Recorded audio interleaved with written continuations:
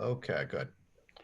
So I'd like to welcome everybody to the November 4th Zoom meeting of the Milford Planning and Zoning Board. If we could have the Pledge of Allegiance and a moment of silence. Okay, oops. Can you Pledge see allegiance to the flag of the United States of America, and to the republic for which it stands, one nation, nation, God, under God, indivisible, with liberty and justice for all.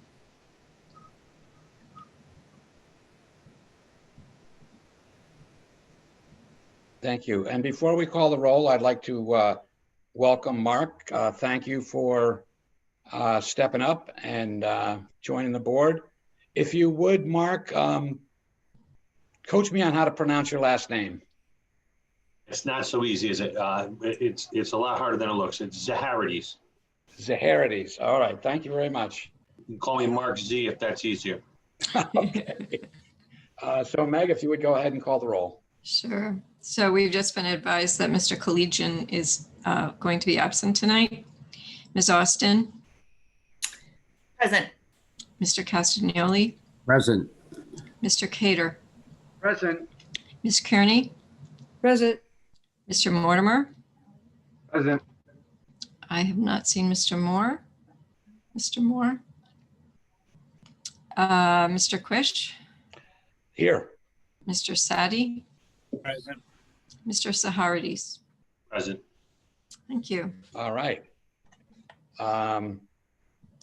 So our first order of business is hereby January 8th, 2021, closed by February 12th, 2021, vote by April 18th, 2021.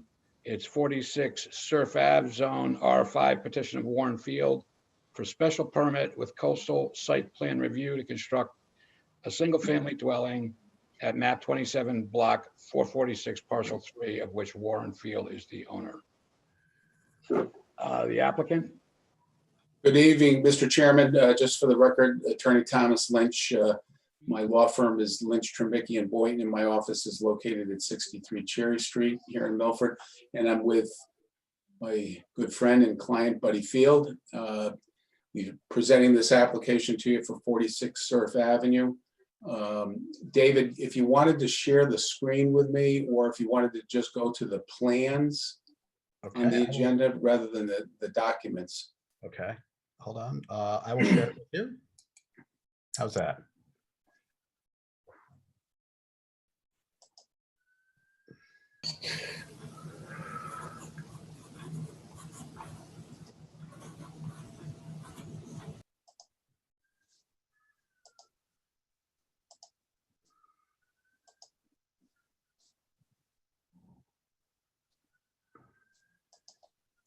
I'm not seeing it. Okay, I can. Why don't you, how about if you just scroll through? Well, this is going to be pretty brief. So if you I want got to, it. Hold on. Yeah. Just go to the documents. I mean, the plans. Yeah, do you see that? Do you see that? Do you see the plan? I No. No, okay, hold on. No. Okay, hold on. Let's do it this way. Okay, because I'm still sharing with you and I see your thing, so I'm going to go there. I'm going to get rid of that. So we are, hold on. Yes, okay, so. How about now? There you go. That's it. All right. So you have it on your screen. So I'm going to ask you to just go right to the top where it shows the building elevations. You want the elevations, okay. Yeah. Hold There you go.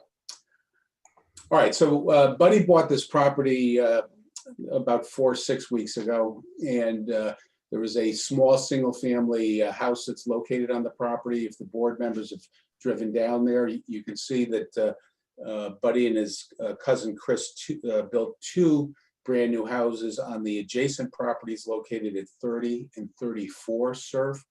So this is the 3rd parcel that he has at 46 Surf. So the existing structure that's there is going to be demolished, and you see the elevation of the new house that's going to be built. It's going to be colonial style structured building. The size of the house measures 42 by 30 feet. It's going to have 2 levels of living space. David, if you wanted to just scroll down. Sure. Floor plan should be right after that in the side elevations. So it's a typical house that's near the water with today's style, an open floor plan on the second floor with a large living area, a dining area and a kitchen. And then on the second floor, 3 bedrooms. So there's a total of 2,500 square feet to the house. It's going to have a 3-car garage. The property is in the AE flood zone. Its first floor elevation is going to be at 15 feet. So that's fully compliant with the flood elevation regulation for that zone. There's a venting plan that was reviewed by staff and Greg Podleski, our city engineer. That was found to be satisfactory in Greg's report.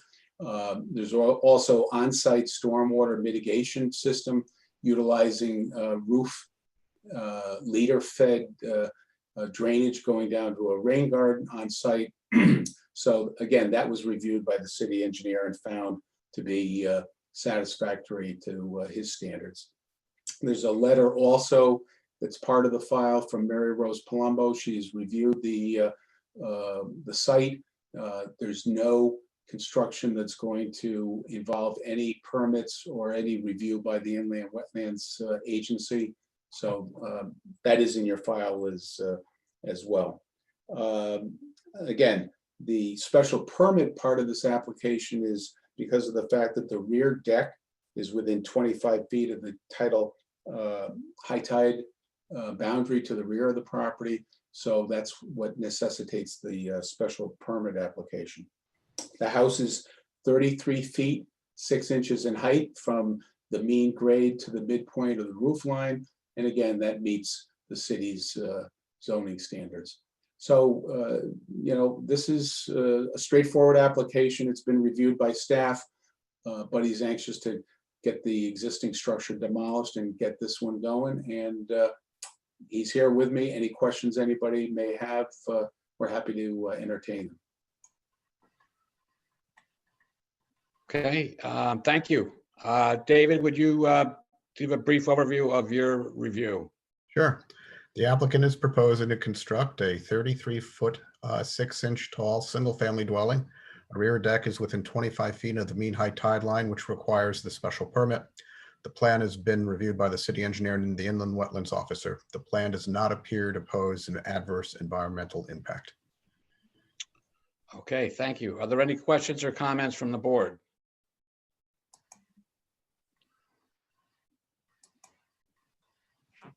Okay, this is a public hearing, so I would invite any member of the public to state your name and address for the record and raise your hand either on the Zoom app or just by waving, and David will acknowledge you. Yeah. Okay. I don't see anyone. Okay. Let me look here. No. No. Nope. No one. Okay. Seeing no interest from the public, we will close the public hearing and then again ask the board for any questions or comments. All right, seeing none, I would ask for a motion. Saturday, Mr. Quaish, please. Go ahead. Make a motion to approve as presented. Petition of Warren Field for a special permit with coastal site plan review to construct a single-family dwelling on map 27, block 446, parcel 3, of which Warren Field is the owner. Second. We have a motion and a second. Any discussion on the motion? Seeing none, all those in favor? Aye. Aye. Aye. Aye. Opposed? Seeing none, motion carries. Thank you. Thanks so much. Thank you. Have a good night. Yep. We have no old business. We have no new business. We have the liaison report. Mr. Chair, we have one, oh, I'm sorry. Yeah, we have the one item for the board to consider. Yep, yeah, we'll get to that. Okay. That's, I'm still on F for liaison report. I guess there's none there. So for the subcommittee reports, we do have something that the regulation subcommittee has worked on and would like the board's approval to circulate it. David, if you just give us a quick overview of 20-2. Sure, let me just pull it up here. There we go, share. Hopefully you can see that. Mhm. Okay, good. Basically, we have a process in the back of the book, section 7.2.10 for amendments. So when the board approves a project, you know, it could be a year later, 2 years later, 6 months later, the applicant may need to make some sort of an adjustment or may want to make some sort of, you know, small de minimis adjustment. According to the regulations, the applicant would have to, for any change, currently come back to the board and in whatever manner it was originally approved, would require them to go through that same process to get the amendment approved. Practically speaking, over the years, what has occurred is, you know, gee, if it's de minimis, you know, I would make a general decision and recommendation and often check with the chair to see, well, gee, you know, if this really isn't changing the site plan and it's, you know, moving something here or there, and again, very de minimis, we wouldn't put them through the extra effort of having to go to the board. So what this actually does is this codifies that. So if someone wants to make a change, you know, I would take that change, make a determination about it, and get together with the chair. And if the chair agrees that, you know, gee, this is really de minimis, we would administratively approve it. So it's really codifying what we've been doing. You know, staff recommends obviously this change, and the subcommittee recommends this change as well. So with your approval, we would now send it on to the various agencies that have to review this before we schedule it for a public hearing. Right. So to Mark, just to get you up to speed, this is something that comes up fairly frequently.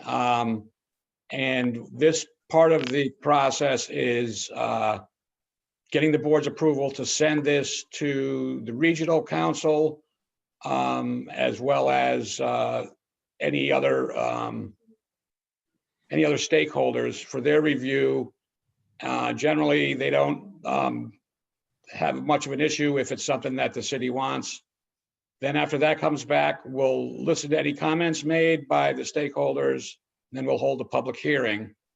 And then we'll vote on whether or not to adopt this as a new regulation or a language change in existing regulations.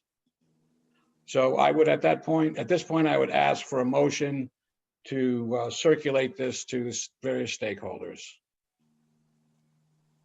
I move to approve that the proposed amendment known as 20-2, Article 7, Planning and Zoning Board, Section 7.2.10, amendments be circulated for review and anticipation of a future public hearing.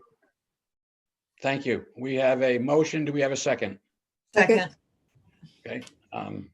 Sound like Peg jumped in first. Okay, we have a motion and a second. Any further discussion on the motion? All right, seeing none. All those in favor? Aye. Aye. Aye. Aye. Opposed? Seeing none, motion carries. Next order of business is the approval of minutes. We have a motion. Motion to approve. Second. All those in favor? Aye. Aye. Aye. Aye. Opposed? Seeing none, motion carries.